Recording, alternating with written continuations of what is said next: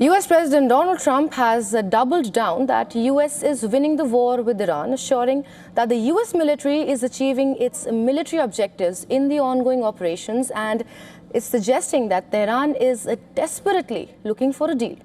Speaking at a Miami event sponsored by a Saudi sovereign wealth fund, Trump said that US was going after targets as it was controlling Iranian airspace. He added that US has another 3,554 targets left and that they will be hit very quickly. We're crushing Iran's currently as we speak. I just looked. We had another big day. We hit them. They don't know what's happening. Remember this? They lied about 3 days ago. I said, yeah, we're negotiating with Israel. We are not negotiating. They're being hit so hard. Anybody would be negotiating. They are negotiating. They're begging to make a deal. They're begging to make a deal. Turned out I was right. They were negotiating, which they admitted 2 days later.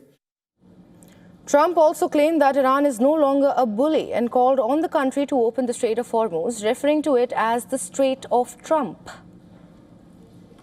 And then they actually said, we're going to add an extra 2. And they added an extra 2, so we had 10 ships. And then people realized we were actually negotiating. We're negotiating now, and it'd be great if we could do something, but they have to open it up. They have to open up the Strait of Trump, Hormuz. Despite Trump's banter, the situation in the Strait of Hormuz remains tense. In the latest, UN has launched an interagency task force in a bid to mitigate the evolving situation in the Hormuz Strait. The UN hopes that the task force will help secure the passage of fertilizers for agricultural production in the coming months. Parallel to this, US Secretary of State Marco Rubio has said he expects Washington's war objectives in Iran to be completed in the next couple of weeks, regardless of whether the United States sends ground troops. Rubio said that once the operations are completed, Iran would be weaker than it has been in recent history. As the Department of War has consistently outlined, we are on or ahead of schedule in that operation and expect to conclude it at the appropriate time here in a matter of weeks, not months, and the progress is going very well. Obviously, we have some work to do. We have to finish the job, and we are finishing that job. I did describe to our allies. Rubio suggested that Iran may decide to set up a tolling system for the Strait of Hormuz. He said that any such move by Iran would not only be illegal but unacceptable, and that the world needed to confront Iran's dangerous plan. When asked about Iran's response on Trump's 15-point plan, Rubio said that US didn't receive any response but asserted that messages were exchanged reflecting Tehran's willingness to talk about certain things. We're waiting for further clarification about who is it that we will be talking to, what will we be talking about, and when will we be talking.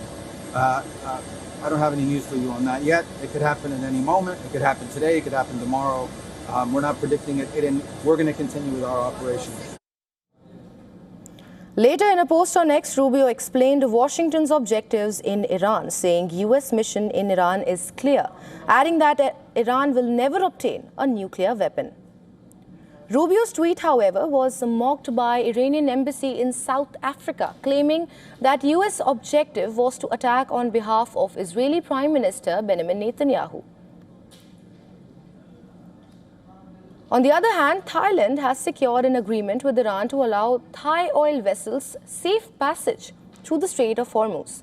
Thai Prime Minister Anutin Charnvirakul informed about the agreement in a press conference, adding that the development would help elevate concerns over fuel imports. Well, to discuss more on this, we are now being joined live by Yusuf Jalali, journalist from Tehran. Yusuf, thank you so much for joining us on the broadcast today. Right, so... thank you. Right. Yusuf, so from what you're seeing and hearing in Tehran, how severe are the ongoing strikes since you are there? And what is the real impact on civilians and infrastructure that may not be reflected in official statements? Well, last night, Iran experienced one of the most fierce airstrikes and air campaign by the Israelis and the Americans. Nearly all parts of Tehran were attacked and targeted by massive strikes We are not sure what those strikes hit and struck, but of course, nearly all parts of the capital, Tehran, and of course, across the country were the scene of attacks. Massive explosions were reported from across the country. And yesterday, the Israelis targeted two major steel factories, one in the central city of Isfahan and another one in the province of Khuzestan in southwest Iran. So severe damages were reported from those areas. When it comes to the Isfahan steel factory, one person was killed and 15 plus people were injured, and they reported that the attack led to disruption in some of the production lines in Isfahan and even in the Khuzestan steel factory. We also saw a massive attack targeting the Khondab heavy water reactor in northwest, the central city of Arak.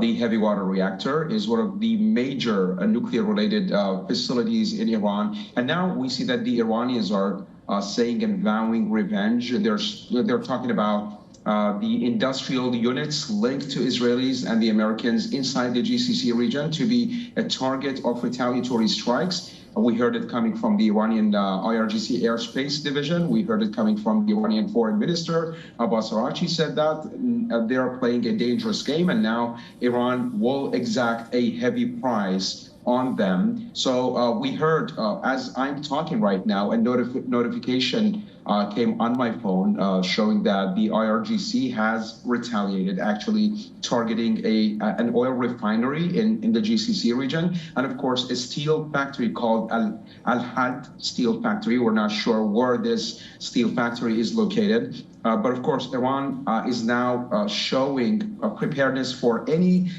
attack that targets each and every single attack that targets its critical infrastructure. They're retaliating with heavy force, retaliating and reciprocating any attack targeting its critical infrastructure. And this shows that Iran is not ready for negotiation. Unlike what Trump has been saying, Iran is actually targeting and retaliating any incoming strike. Right, Yusuf, let's get more details on this. Like, Tehran has called the 15-point plan of Trump's one-sided. And if they officially reject it this week, is there a consensus in Tehran on what the immediate military fallout will be?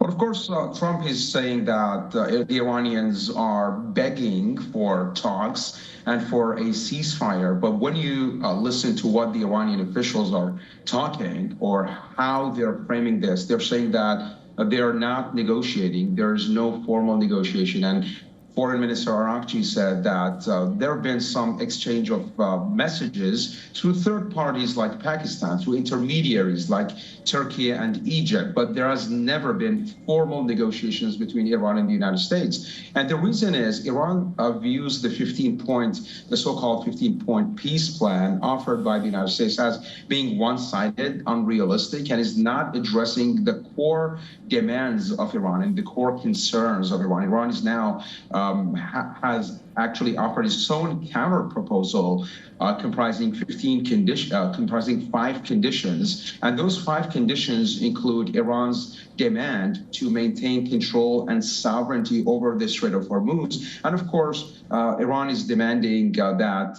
the United States halts all its military actions against Iran and stop targeting and assassinating Iranian officials, and of course to acknowledge Iran's right to develop ballistic missiles, because we know that one of the terms inside that 15-point peace proposal by the U.S. is for Iran to put a cap on the range of its ballistic missiles. So that cap is 500 kilometers. So Iran's range of ballistic missiles is now 2,000 kilometers, meaning they can reach Israel. So if Iran agrees to that 500-kilometer range cap, it means that their missiles cannot be effectively targeting or striking the Israeli territories, and that is actually regarded as a red line for Iran. So in the eyes of Iran, the Iranian officials are saying that the 15-point proposal is unrealistic and is actually excessive, and Iran is not likely to accept that.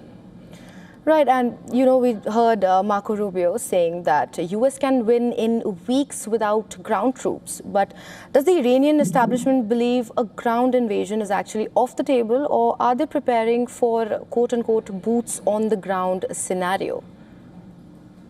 Well, Iran has shown preparedness in the face of ground invasion, potential ground invasion by the U.S. We have seen even ordinary citizens are signing up to and registering to be deployed to the Khark Island, the strategic Iran's oil hub or oil export hub, to which 90% of Iran's oil export is taking place. So the Iranians, even citizens, ordinary civilians, are registering to go there to defend that strategic Khark Island, not to mention Iran's IRGC, which has warned that if the United States goes ahead and deploys its troops there, then they will turn the Khark Island into a graveyard for the American soldiers. So Iran has said that it has the experience of fighting a ground invasion, resisting a ground invasion coming from the Iraqis back in the 1980s, an 8-year Iraqi imposed war on Iran. The Iranians resisted 8 years of an Iraqi war, which was backed by nearly all of the world from the Western to the Eastern Hemisphere. The entire world assisted Iraq back then in launching that attack against Iran. So the Iranians seem to be confident that any kind of a ground invasion against the country would be met with fierce resistance and would even tip the balance of power in favor of Iran. Right, Yusuf. We'll be right back with you. We're just getting a breaking news. Please stay with us.